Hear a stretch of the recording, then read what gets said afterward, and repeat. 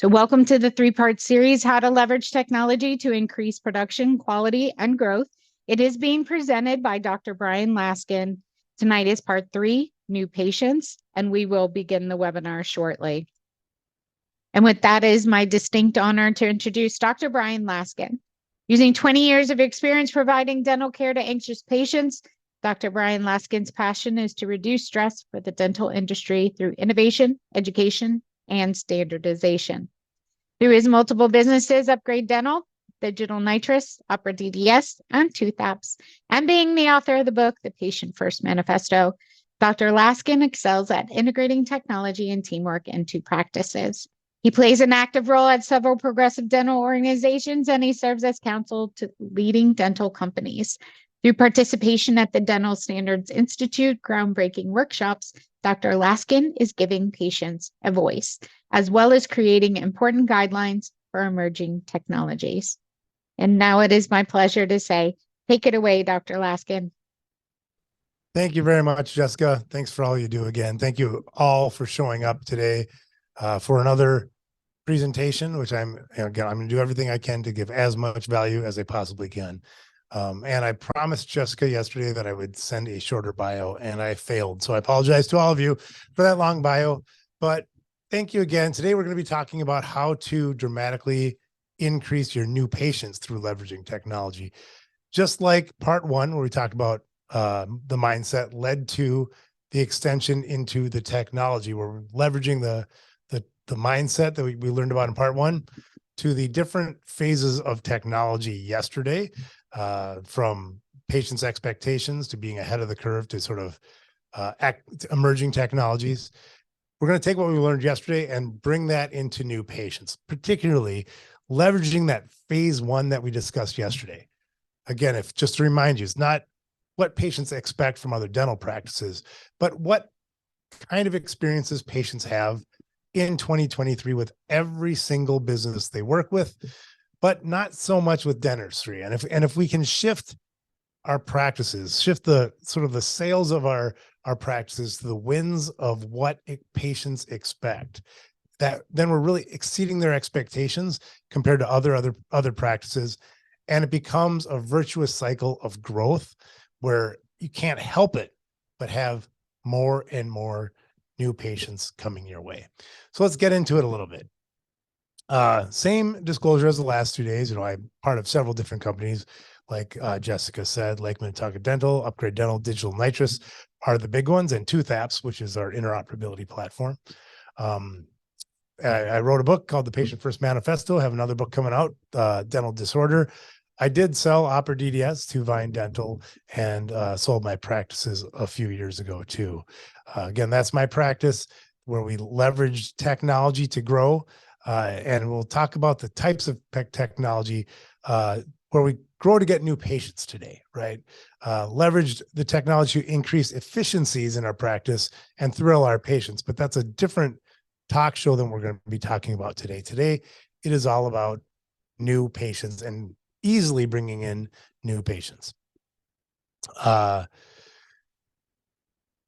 Again, no financial or in-kind support from commercial organizations have been part of this. I just, I really like what NDX is doing, and I'm happy to present this. Again, if you have any questions, you can ask questions at any time in the chat above, and I'll answer all the questions that you have at the end, but you don't need to wait till the end to ask a question. So let's get into it a little bit today. And I want to talk about the old way. Now, the old way isn't the old way. It's the way that it's done in dentistry today. So if I'm a dentist and I'm thinking, you know what, I could use some new patients. And obviously, I would recommend first looking at your patients of record, but to see if you actually need to have a huge influx of new patients. But I like to say that there's no problem in a dental practice, or very few problems in dental practice, that a massive flow of new patients can't overwhelm. Meaning that if you have a steady stream of new patients, there's a lot of inefficiencies and problems that you can have within the business. Obviously, we want to shore those up, but because of that, it's always healthy to seek to have a good stream of new patients coming in. Now, That doesn't mean that we need to do it more difficult. It doesn't have to be difficult. We can make this easier. And that's what we're going to be talking about today. But let's say you're a dentist or or you're a practice owner or you're a practice manager that wants to increase your new patients. What happens today? Primarily, you might go reach out to a marketing company and you go, well, I need new patients. And the marketing company says, that's what we specialize in. And so you reach out to a marketing company, and the first thing they'll probably ask you to do is they'll say, you know what, your website's outdated. You should have a 3D tour of your practice, or you could have, search is now voice, or any number of the flavor of the month of what people, marketing companies say gets you higher ranks on Google, right? So you should redo your website, and it's, likely to cost around $10,000 with a hosting fee, because they have to optimize the search engine for $200 a month. Now, I believe there's a lot sort of wrong with this to begin with. However, let's just go down the track of agreeing with a marketing company that you need to redo your website and have your hosting cost be a couple $100 a month, right? Well, then once you have that website up, nobody's going to it, so you have to drive traffic to it. Many times this will be about $2,500 a month to drive those search engine search results to your practice. Then, not everybody's online, and it's becoming more and more popular now to do postcards or mailings, right? That could be another $2,500 a quarter, right? And if you think about it, now you're kind of getting in this area where it's very hard to track all these different things. And I feel like a lot of this comes down to, well, if I throw money at the problem, it will solve it. But as you'll see, that's not necessarily the case. And then if you want to really get modern methods of driving new patients to your practice, you could blog, you could do a podcast. Like I have a podcast, right? It's not for driving new patients to my practice, though. That's never been a goal of my podcast. You could get more reviews, SEO, and all of this could easily be $1,500 a month, right? And in reality, you could spend much, much more than that. I know practices that spend $50,000 or more on marketing. Now, again, this is situational. If you're in a rural area where you're the only dentist in town, you're going to probably look at this list and think, there's no way I'm spending that amount of money. But if you're in an area where there's a lot of dentists, this is not uncommon at all. I'm going to be the first one to admit, if you did all of these things, it's going to work, right? If you redo your website, you start spending all this money, it's going to work. It's going to work until it doesn't. Invariably, the only thing that people are doing that kind of is keeping this going is the SEO and the hosting of the website. And oftentimes there's not a refresh on any of this until you hit a spot where things just don't work like they used to. And then when that happens, what do? The solution is to start over with a new website and go through this cycle all over again. Many times there'll be Google changed their algorithm, or there's a new technology. Maybe now you have to talk about AI on your website or whatever it is, where you have to go through this cycle all over again. And you might have been in the cycle a couple of times. I certainly in my practice went through this cycle with different marketing companies. Maybe as things drop off, I go and I contact another website, another marketing company. We go through this process all over again. So our goals today is to kind of break you out of this cycle, to understand what a website, and again, like we talked about yesterday, I'm going to be focusing on the web, on your website. Why? Because when we're talking about the website today, in my opinion, that's like the digital front door to your practice. This is not like a old school Yellow Pages ad. It's not a business card. It's not a place for people to go to find out about your website, as you'll see. It's the first interaction that most new patients will have with your practice. And it's, I think, the most cost-effective way to drive high-value cases those cases that you love working with NDX on the all on four cases or the TMD, and we'll talk about how to drive those to your practice. How to future proof your marketing, to break out of that cycle of paying a ton of money for a website, then paying a bunch of money for pay-per-click, and then trying all these expensive things that ultimately end up working and then not working. How to save yourself and your team time, energy, and money, while also increasing an influx of new patients. How to drive higher value cases to your practice and more new patients. I think those are two separate things, and we'll talk about that in a little bit. I believe there's two kinds of cases. There's big cases and there's everything else. And there's a distinct difference between them. And we'll talk about how to market for the high value cases versus not. And I might add too here that even if you have a large patient base, I believe that if you're looking for the higher dollar cases, if you're looking for the full mouth reconstructions or all on X cases, those require a lot of external marketing if you're going to be getting a steady influx. Typically speaking, you can get them from a patient base, but a lot of times those patients don't have a dentist, as we'll talk about, and being available to that unique patient that hasn't been to the dentist in a long time, that has high needs, requires, in most cases, external marketing. And we'll talk about that and how to do it effectively, efficiently, and inexpensively. Starting with how to solve the cycle of the marketing dollar drain that we started off with. So if the first step in this cycle of marketing is to replace your website, we're going to replace with fix.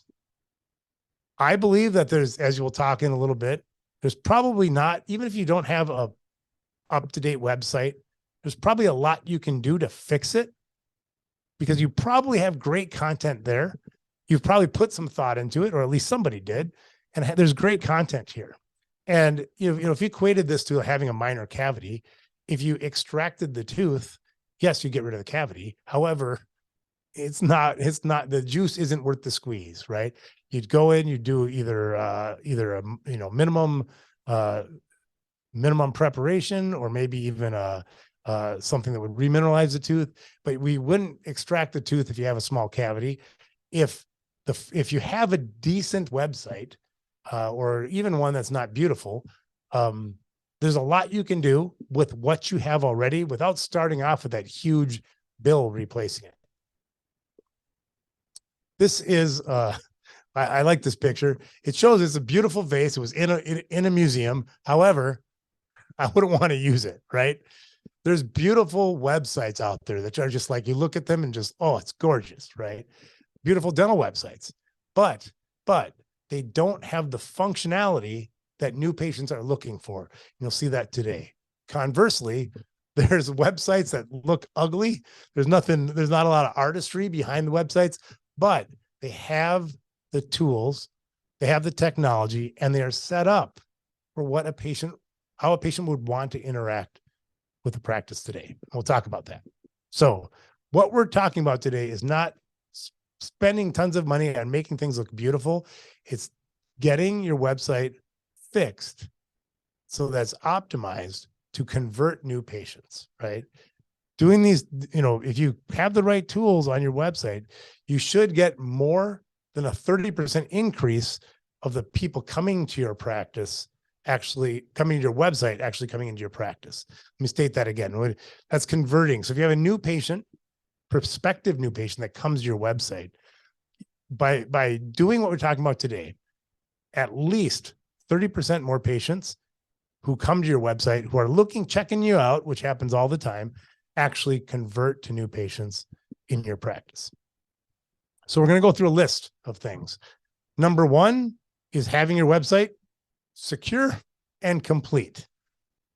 Again, we talked about it a little bit yesterday, but just because this is simple to do doesn't make it easy, and it's broken all the time.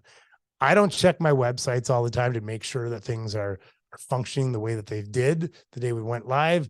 And a lot of websites, a lot of websites aren't secure and aren't complete, and let's just take the workflow of somebody looking for a new dentist. Maybe they might type in dentures near me because they're looking, they think they need to, their denture doesn't fit as well as it used to. So they Google dentures near me, right? Well, if the first thing that pops up for your website is that the connection isn't private, meaning it's not secure, and keep in mind, it could work well on Safari or it could work well on Google Chrome, but it could be broken on Firefox or it could be broken on Microsoft Edge. So just because it works on one browser doesn't mean it works on every browser on mobile browsers. So check to make sure your website is shown as secure on multiple browser types. And if a patient sees that, I don't know about you, but if I go to a business and it says it's not secure, particularly if it's something that I'm going to a healthcare office, I'm just going to bounce, as would this woman here. So if they Google dentures near me, it shows that your website isn't secure. They're just going to go back and look for the next dentist on Google. Also, there's a lot of lorem ipsum, meaning filler text on websites, where maybe your marketing company said, well, we'll finish that before it goes live, or there's a page that they forgot to delete.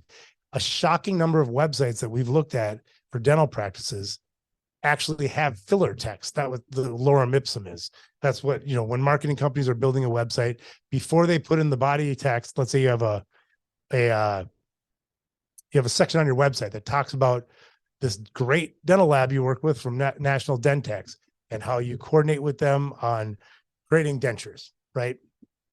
Well, the website company might put that up there and then they're waiting on you for the text. You forget about it and it's still sitting there.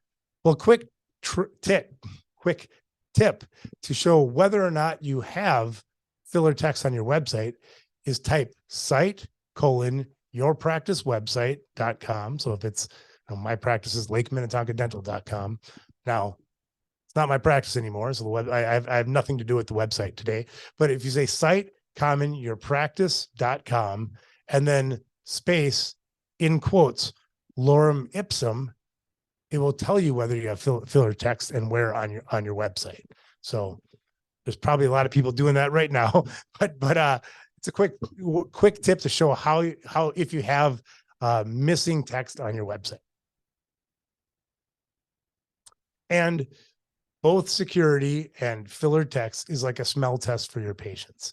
It just makes you look like you don't have your stuff together, right? If you have a filler text, I don't know about you, but I'm not going to go to a practice that has filler text on the website or broken links. I've seen before and afters where when you click on it, it just goes to a broken link. So make sure you test all of the technology on your website. Make sure that things are functioning the way they're intended to. And if you don't want to do it, just take one of your team members and just ask them, hey, once a month, just go through the website and make sure everything's working. Because you'd like to think that because it was working a month ago, it's working now. I can tell you that that's not the way it's going on in a lot of dental practices today. Marketing companies make mistakes all the time.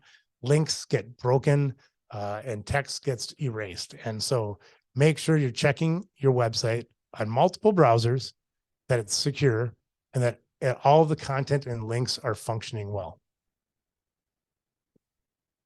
Number 2, we talked about this a little bit yesterday, but mobile friendly. Having your website being viewable on mobile, meaning responsive, and that means it responds to whatever size device the patient is looking at, whether it's a desktop, a tablet, a mobile device. And of course, mobile devices come in multiple variations now, not just sizes. There's folding devices, there's double screen devices. So making sure that you have a very responsive website that can scale to any device, because about 50% of web traffic right now is on a mobile device, and that includes new patients looking to come to your practice. I used to not care about any of this, by the way. I didn't think that it mattered.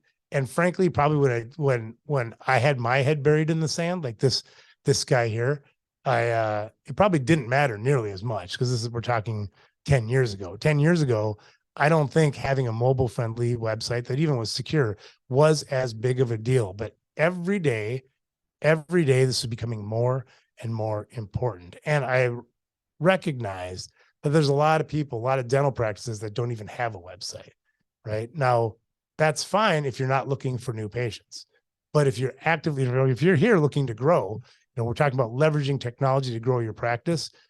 You can't get that patient in so you can thrill them with your CAD system if they don't come into your practice in the first place. And I wasn't alone, like I said, a lot of dentists today still don't even have a website. Maybe they don't have a social media they don't leverage social media at all, which is another talk show. But having these technologies on your practice website is welcoming to patients, right? It's particularly people that have anxiety or are tech forward, which is a growing number of patients today. Even older patients are looking at your website on their mobile phone. So our patient today, as we talked about yesterday, is a squirrel, meaning that they have very low attention span. They're looking for conveniences. You can order everything from a car to a house to a spouse on the internet in an hour. It shouldn't be that difficult to communicate with your dental practice, right? And if your website looks like this, and this is a form to fill out on a mobile device, even if somebody's 20 years old, they're not going to be able to read this on their phone, right? What are they going to do? Just like the security person, they're going to bounce and they're going to look for a website that's patient friendly, mobile friendly, secure, and complete. A big one. I believe that having appointment requests is becoming a huge expectation by our patients. However, it might not be what you think, because there's been a lot of platforms that have sold appointment scheduling directly online, which a lot of dentists don't want, right? They want to have control of their schedule. They don't want to take that control and give it over to the patient. And frankly, I don't disagree with that. So let's talk about appointment requests that you can have on any website that fulfills the patient request while also having you maintain control of your schedule. And let's face it, patients are making appointments wanting to make appointments when you're not in the practice. And increasingly more percentage of new patients, about 40% of patients in healthcare are looking to make appointments when the office is closed. So what does that mean? It means that we have to accommodate, if we want to grow our practices, we have to make it easy for people, convenient to make an appointment when we're not in the office, right? And it's not hard to do.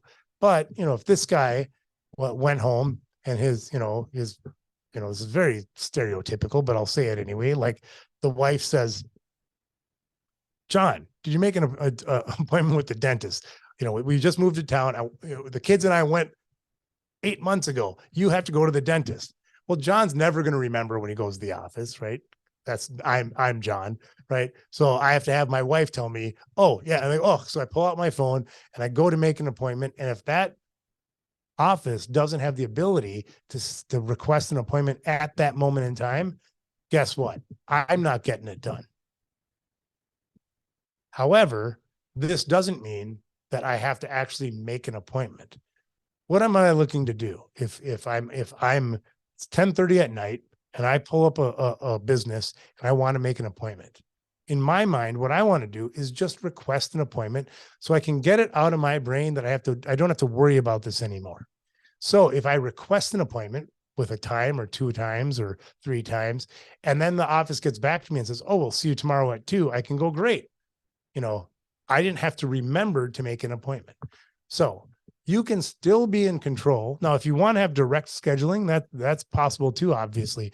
But if you're opposed to having patients schedule themselves in your practice, which a lot of dentists are, including this one, right? You can just have a patient request form that patients can fill out with their preferred time, and then you can reach back out to them, or have, more appropriately, have somebody on your team reach back out when your office is open to tell them a few times that work for you, right? So you're still in control of your schedule. Very simple to do this, very easy, if not free, to add to your website, and you're still fulfilling the desire of the patient for convenience, because they don't need to schedule themselves at that moment in time, the vast majority of times, unless it's an emergency. We'll talk about those later. But you're getting that sort of issue to, oh, I have to make an appointment and I'm going to forget. That's what we're solving for with this. Does not require any integration with your practice management software or your calendar. It can, but I just want to emphasize here, because I don't know anybody else that's talking about the fact that fulfilling the patient's convenience, desire for convenience, doesn't mean you have to give control over to the patient to schedule. You can, if that's your desire for your patients, and it works for your office, absolutely do it, but it doesn't require it. And your team will love it, because there's less hassle of come to the office with a whole bunch of voicemails to follow up on, and they can just go through, send secure messages back and forth, get the patient scheduled in a much more convenient way. Let's talk about accepting payments online. There's a shockingly small number of practices that do this in my mind, because the old way of sending a paper bill, having the patient fill it out with a check, putting a stamp and sending it off. I don't know about you, but I can't even remember the last time I actually filled out a check like this to send to somebody else. And patients are no different. 23% of letters from a healthcare practice are actually open. 23%, less than 1 in 4. However, 98% of text messages get sent. Also, the cost of sending a letter, it's in the dollars when you factor in the team's time to write out get the statements ready, put it in an envelope, put a stamp on it, and send it off. We're talking dollars, where SMS is essentially free. So you can send a request for payment to a patient where they'll open it 98% of the time for free, or you can pay dollars. And then if you have to do it multiple times, multiple dollars, probably tens of dollars, and have it opened 23% of the time. The answer is obvious of what you should do, right? Now, sending it by SMS also, it's an immediate notification. And I like to say what gets seen gets paid. And so if you have problems with AR, just switching to texting for your accounts receivable can clean things up dramatically. Here it is, $7 per statement. That was the number I was looking for. That's the average statement cost. So if you send out 3 statements, $21 you just spent to not get paid, and have that patient not open the letter because it only happens 23% of the time, versus for free and having it opened 98% of the time. This, my friends, is an IQ test, right? There's no downside. Like when we talked about yesterday, with having a responsive website or switching to digital x-rays, some technologies, there's just no good reason not to do it. And I would say having the ability to send text messages to patients for bills is one of those technologies that is a true no-brainer. Intake forms, we talked about them yesterday, a little bit more in detail today, but and again, we mentioned it yesterday too, that intake forms, for some reason, team members can react negatively to. Even though they make everything better, it just requires a relatively different workflow than handing. For some reason, in my experience, team members have a hard time giving up a paper and clipboard. Now, that's, during COVID, when we really couldn't have papers and clipboards, paperless forms took off like crazy. So a lot of dental practices started incorporating paperless forms.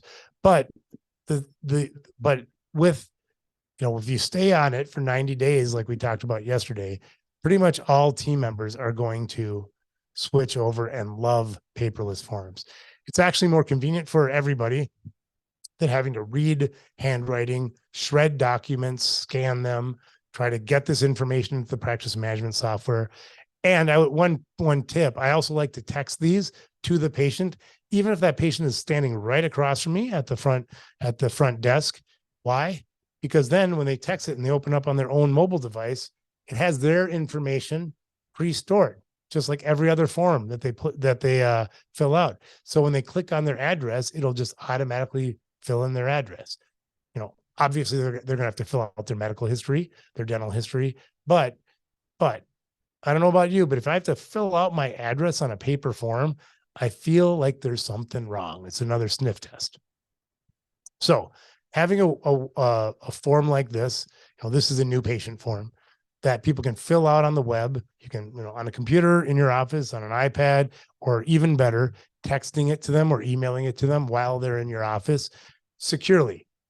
We're using SMS or email, but that should go to a hyperlink that then goes to a secure website, a secure platform for the patient to fill out, not a Google form or something that's not secure. Right? We want to obviously handle the patient's health information securely. So we can leverage texting, we can leverage non-secure email to send the notifications, but that has to go to a secure portal for people to fill out this information. And then if you want to, you can have this information integrated back to right into your practice management software, or it's very easy to copy it and put it in your practice management software. Way easier than paper. However, there's a lot of half solutions. Like I mentioned, having a non-secure form that you just have somebody fill out in an email. If you have a PDF that people can download and print from your website, that's just taking the burden of printing and filling out the form and passing it over to the patient.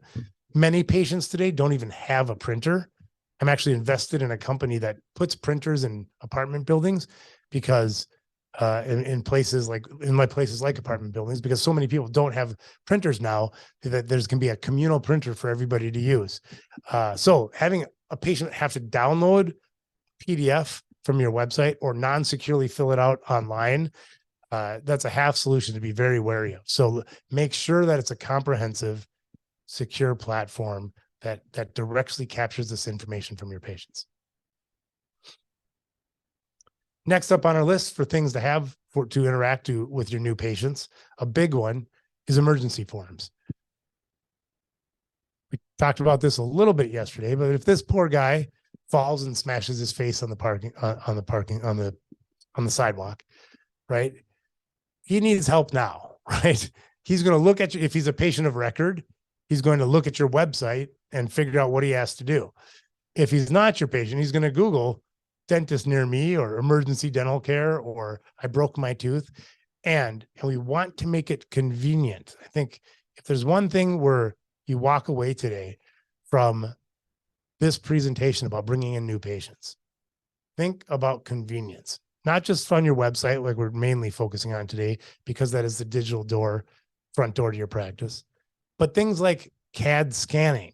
That's convenience for your patients, right? Being able to send that file immediately to National Dentex and have them send you quickly a restoration back, or the coordinated workflow with the laboratory, that all leads to patient convenience. And that's what the squirrel patient looking at her iPhone is looking for. It's convenience, convenience, convenience. And that's, because people have been trained, again, like we talked about yesterday, by Starbucks and Amazon, by Google, for convenience. So we want to save the patient's time, energy, money, and make it convenient by having a simple form for them to fill out. You can see here, do you have any pain in your teeth, lumps or bumps, teeth chipped, cracked, or broken, or injuries? And then they can take photos, as I'll show you in a little bit, or video, and send it right off to you. It saves them time.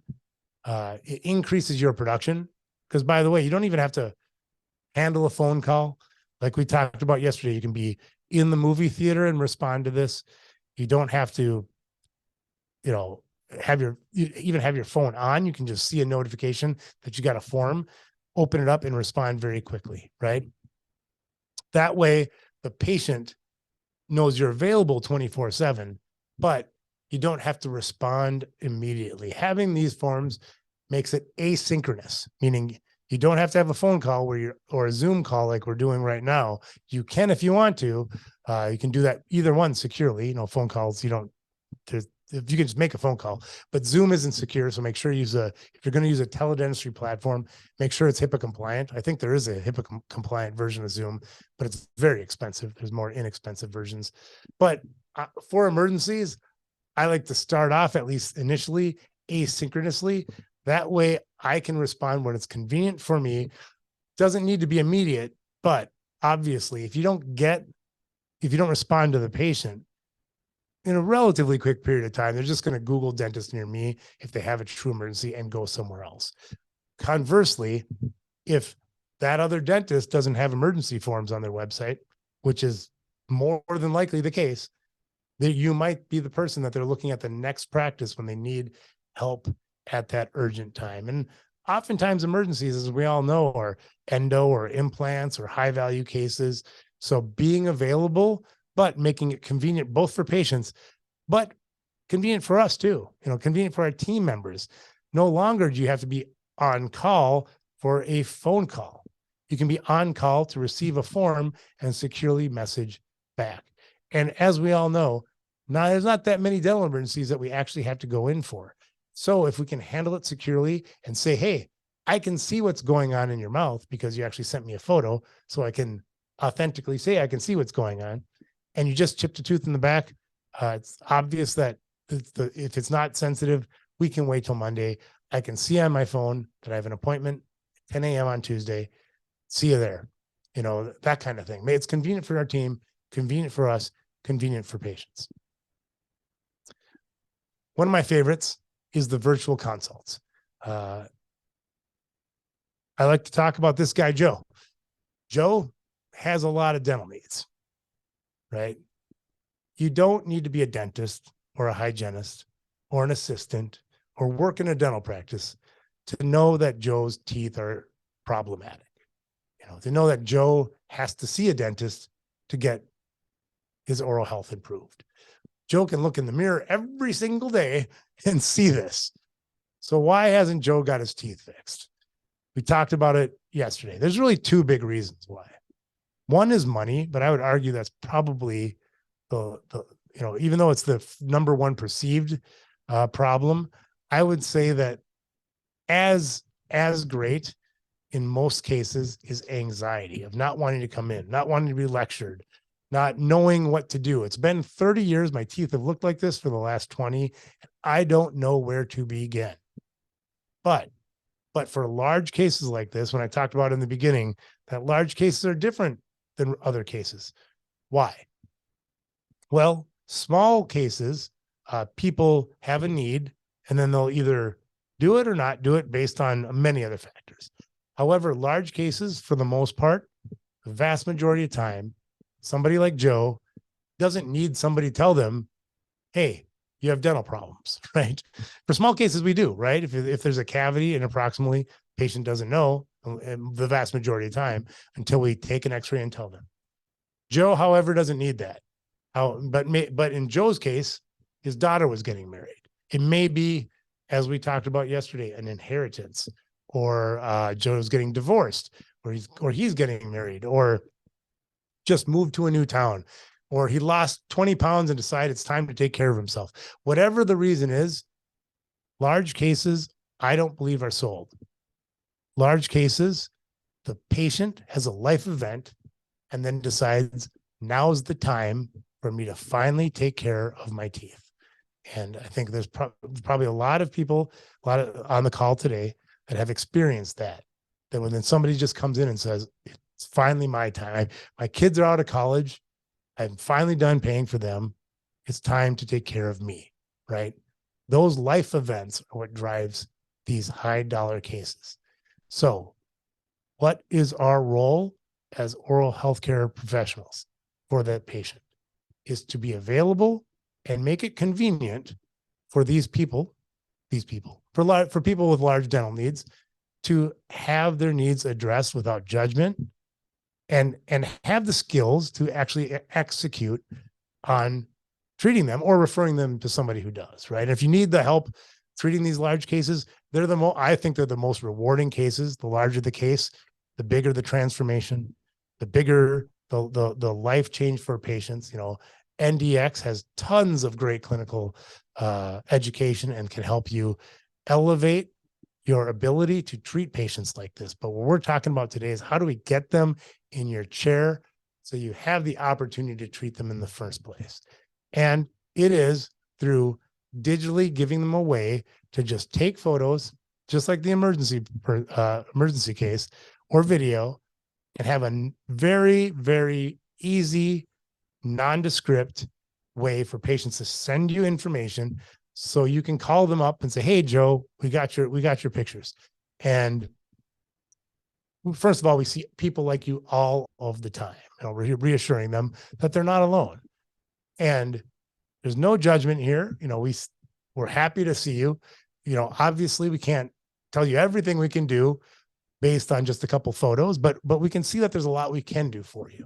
And the good news is that you're probably going to have a lot of options, and we can give you your options. And you come on in, there'll be no judgment. We'll take the rest of your pictures and records and we'll give you all of your options, and you can decide what, if anything, you want to do. That opens the door for Joe to come in and get the consultation that he needs. And once he comes in, hopefully you have all the systems in place. You have the technology that we talked about yesterday to make it convenient, make him feel at home, make him not feel threatened, so that we can actually take him from a spot where he knew for the last 20 years he had high dental needs to him getting the care he deserves. And then Joe will become, as we've all experienced, your biggest advocate. And he'll tell the next person that he knows, hey, Jane, I saw Dr. Johnson. By the way, you don't even have to see Dr. Johnson. Just send some photos, right? It's in my opinion, it's the best way to drive by high value cases, whatever high value cases you use. Ortho, all on four, full mouth extractions with dentures, whatever those are. Next, we're talking about before and afters. I think it's important to have before and afters on your website, not before and afters, your before and afters, pictures of work that you have done, but that's kind of the challenge, I think, for a lot of people, is getting cases that you've done on your website, because it shows off work that you've done. But let me give you a few tips, hopefully, that will help ease your mind that this is not a challenge. First of all, you don't need to have 150 cases. If you have 3 good before and afters, patients are going to look and say, oh, they actually care about what I look like before and what I look like after. It's a pretty low bar. All you really need to have is 2, 3, 4, maybe 5 good before and afters. And because we're driving new patients to our website, it doesn't really need to change unless you want to change it. Because if your own patients go and see your own before and afters all the time, it doesn't matter. They might want to pay their bill on your website, like we talked about before. They might have an emergency form, but they're not looking at your before and afters typically more than once, unless they really are looking for something before and after. So once you get a few of them, you're good. Also, they don't need to be big changes. This case right here could be whitening, right? Now it's a drastic whitening result, but what I'm saying is it can be an enamelplasty. What we think of as transformative in dentistry, like we talked about with large cases, patients, let's face it, they can't judge, well, that dentist did just whitening or an enamelplasty. All we really need is a good difference between the before and the after. And in many cases, it can be a 6-month Invisalign case, or it could be enamelplasty, or it could be something small. The key to getting a good before and after, in my opinion, is a really bad before, right? So we can make patients can't really judge our dentistry. Like, I wouldn't say that this is necessarily beautiful dentistry, right? But if we're missing teeth over here, and then if this is a before and after where you can scroll and change it back and forth. The tooth was missing before, but now the teeth is there, right? To a patient, even if the shade isn't multi-layered and has high translucency, the tooth from being gone to the tooth being fixed and having it look white versus gray makes a big difference. So obviously we want to strive for the best end result we can, have the best, highest quality before and afters. But the reason why I'm mentioning this is that I think it's important to have before and afters on your website. And many people don't, because they think they have to have perfect ones of that unique case that only comes in once every year or twice a year. Absolutely not. These before and afters aren't for other dentists, they're for patients. So slight improvements or drastic improvements that require common everyday dentistry, like an implant or like a bridge or like orthodontics, that is all patients really are looking for. And once you get ones that you're happy with, you don't need to update these all the time. Again, we're looking to fix your website, not replace everything. So a little math. If in your current budget, like we talked about before, let's say you have a $2,500 budget, and that leads to, with your pay-per-click or your direct mail or whatever you're doing, you get $125 for you, a new patient to call your office or to fill out a form or whatever you do. It requires $125 to get that new patient in. So if you have a budget of $2,500, I'm not factoring in that $10,000. We're negating a whole bunch of other factors. We're just talking about spending a $2,500 budget to drive patients to however you bring in patients today. $125 is not bad, by the way, to have a patient reach out to your practice. You'll end up with 20 new patients. However, if you put what we've discussed on your website to increase your conversion of your practice by having online forms, before and afters, the ways for people to easily reach out to your practice, request an appointment, even if it's not directly integrated with your practice management software. You should be able to drop that new patient contact from $125 to $45, which means that because we're reducing the cost per new patient and we're spending the same amount of money, we're getting 55 new patients versus 20, which is 175% ROI increase. Now, of course, if you decided to, you could decrease your budget and still have 20 new patients, right? So you can play with it however you want to, but once you fix your website, because there's probably a lot of good things there, but once you add these pieces that are, I would say, patient friendly, make it convenient for people to reach out to you, you should be able to either keep the same budget and get many more new patients, or decrease your budget, save money, and get the same number of new patients. Choice is up to you. Then, if you really want to take it up and you want to go after higher dollar cases, you've been to because you're here, you probably do come to the NDX education. You probably know how to do some high value cases. If not, definitely reach out to National Dentex and they can help get you trained up, because I'm sure that I just know, one of the things I just love how NDX handles large cases like the all-in-X cases and things like that. It's another talk show, but if you need help with that, definitely, I'm sure Jessica would be happy to help you out. But if you want to drive more new, higher value cases yourself, it's basically a 3-step process. Number one is you just create ads. You can work with anybody to create an ad that promotes this, and create a few because you want to try out a few to test out which ones land in your area the best. Then basically just drive some traffic so you can spend some of that. Let's say you're doing $2,500, like we showed on the last ad, on the last slide, and you're getting all these new patients, but you're like, you know what? I'm going to take some of that increased ROI, decrease my overall spend on these patients, and I'm going to take maybe $750 and drive a specific high dollar value case, implants, TMD, orthodontics, all on X, dentures, whatever that high value case means to you, because it's different for everybody. And then specifically create a landing page with a form for patients of that high dollar case. So let's say it's implants that we do. We have an ad about implants that has an offer, or maybe not an offer, but just like is irresistible. It just showcases your practice as the place to get implants done in your town.